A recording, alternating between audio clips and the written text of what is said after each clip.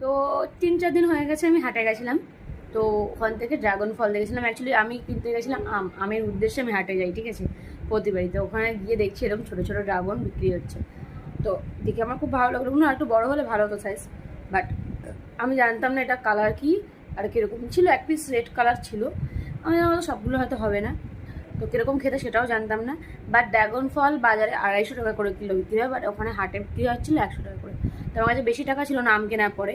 আম 6 কিলোর মতন কেনা হয়েছিল, ক্যাশ টাকা বেশি ছিল না, আর ওদের ওখানে অনলাইন হয় না। তো আমি তার জন্য 400 গ্রাম মনে দিয়েছিলাম, 3টে হয়েছিল। তো টয়কে 2টো দিয়েছি, আর আমি একটা কাটছি।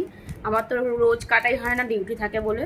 তো আজকে ভাবছি কাটবো, তোমাদেরকে একটুখানি শেয়ার করবো, দেখাবো কেমন ড্রাগন ফলটা। টয় বললো ভীষণই ভালো, এরকম ড্রাগন ফল ফেলে নাকি ওর জন্য আনতে। ঠিক আছে, আমি তো খেয়ে দেখিনি, আমি টেস্ট করিনি। তো আমি আজকে দেখবো। দেখো, ওয়াও, সুন্দর লাল টুকটুক টুকটুক করছে। কিন্তু এগুলো, এই দাগটা যদি জামায় পড়ে, আমার পার্সোনাল অলরেডি পড়ে গেছে, তো ওটা উঠবে কিনা আমি জানি না। তো দেখি একটুখানি খেয়ে তোমাদের সামনে। সত্যি যদি জানতাম এত টেস্টি হবে, তো আমি আরও 1 কিলো কিনে নিয়ে আসতে পারতাম। বাট আমি জানি না, নেক্সট দিন গেলে আরও কিনবো।